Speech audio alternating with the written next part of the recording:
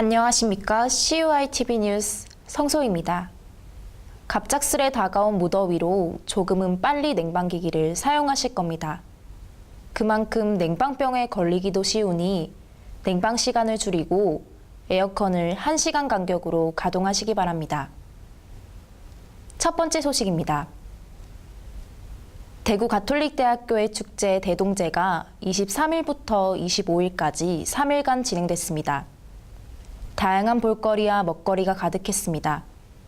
화려한 축제의 현장을 윤정훈 기자가 보도합니다. 지난 23일부터 25일까지 본교에서 대동제가 진행됐습니다.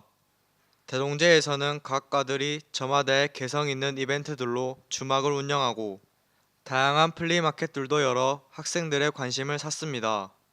학생가요제와 대딩 래퍼와 같은 학생들이 참여하는 공연과 교수 교직원 가요제와 동아리 공연 등 본교 구성원 전체가 함께 즐길 수 있는 축제였습니다. 그리고 초대 가수들의 무대와 교내 야산을 개조한 공대괴담은 축제의 분위기를 한층 더 고조시켰습니다. 저희가 이번에 축제를 나름 최선을 다해서 준비를 하였는데 한국 여러분들이 어떤 마음을 가졌는지는 잘 모르겠지만 진짜 최선을 다했다는 거는 저희 총학생이 진짜 열심히 했고 최선을 다했다는 거는 한국 여러분들 좀 믿어주셨으면 좋겠고 관심 가져주셔서 너무 감사드립니다. 네. 학업의 피로에서 벗어나 축제를 즐기시고 다가오는 기말고사 준비 잘하시기 바랍니다. CITV 윤정훈입니다. 지난 5월 9일 19대 대통령으로 문재인 후보가 당선됐습니다.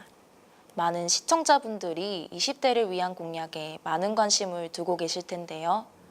그중 1순위로 강조했던 일자리 공약과 시행 현황을 김효연 기자와 함께 알아보겠습니다. 안녕하십니까? 안녕하십니까. 김효연 기자, 문재인 대통령이 당선된 후 공약을 지키기 위해 강한 추진력을 보여주고 있습니다.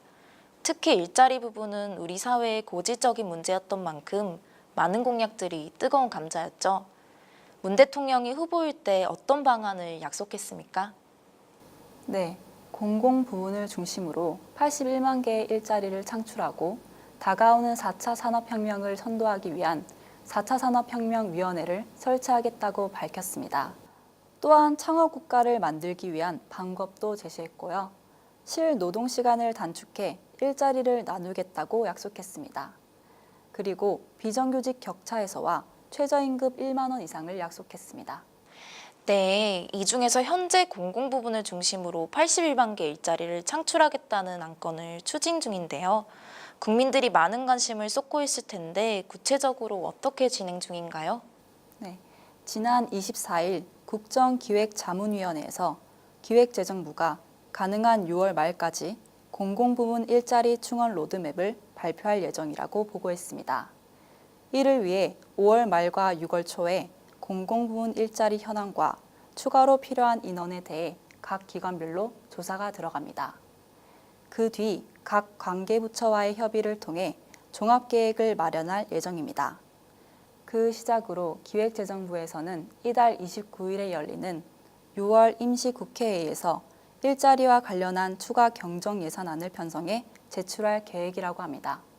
그렇군요. 하지만 공약을 진행하는 데 비판적인 의견도 존재할 텐데요.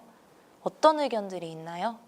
네, 일부 여론에서는 5년 안에 81만 개의 일자리를 창출하겠다는 공약이 비현실적이라고 주장했는데요. 재원은 어떻게 충당할 것이고 필요 예산으로 정한 21조 원이 터무니없이 적다는 지적이 나왔습니다. 또한 비정규직을 정규직화하기 위해 늘어난 인건비를 누가 부담하는지에 대한 논란이 있을 것이라는 지적이 있었습니다. 그렇다면 문재인 정부 측의 의견은 어떤가요? 네, 여기서 짚고 넘어가야 하는 부분이 있는데요. 공공부문 일자리 81만 개는 공무원 일자리 17만 4천 개와 공공성을 갖는 사회적 서비스 종사자와 민간이 위탁했던 공기업 일자리 등 63만 6천 개로 구성되어 있습니다. 따라서 17만 4천 개의 공무원직은 새롭게 생기는 일자리지만 나머지 63만 6천 개의 공공부문 일자리는 대부분 민간 부문에 속해 있던 일자리를 공공부문으로 전환시키는 것입니다. 여기서 문재인 정부 측은 5년간 순차적으로 17만 4천 명의 공직자를 늘릴 예정인데요. 이들을 7급 7호봉으로 따라서 1인당 연간 3,300만 원을 주는 것으로 계산해 5년간 17조 원이 소요될 것으로 본다고 합니다. 또한 재원은 정부의 현재 예산 약 400조에서 중복되거나 낭비되는 예산을 개혁해 확보할 것이라고 합니다. 그리고 부족한 부분은 조세 개혁을 통해 중산 서민의 세금을 늘리지 않고도 재원 조달이 가능할 것이라고 말했습니다. 그리고 비정규직의 정규직화에 따른 인건비 문제가 있는데요. 현재 공공기관에서 용역업체에게 지불했던 수수료를 비정규직의 정규직 전환에 따른 처우 개선에 쓰는 방법이 있고요. 비정규직을 정규직으로 전환하는 기업에게는 정부가 직접 지원을 약속한 상태입니다.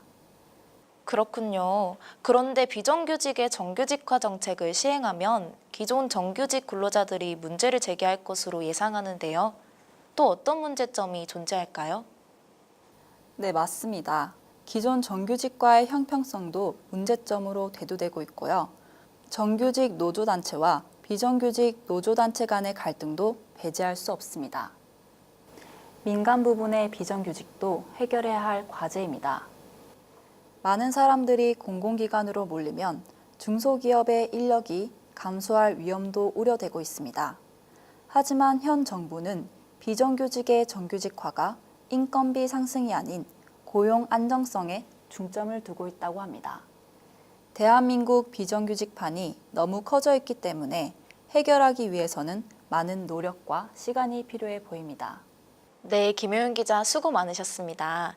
마지막으로 시청자분들께 하고 싶으신 말씀 있으신가요? 네. 일자리 부분을 떠나서 정책의 성공을 위해서는 정부의 꾸준한 노력이 필요하죠.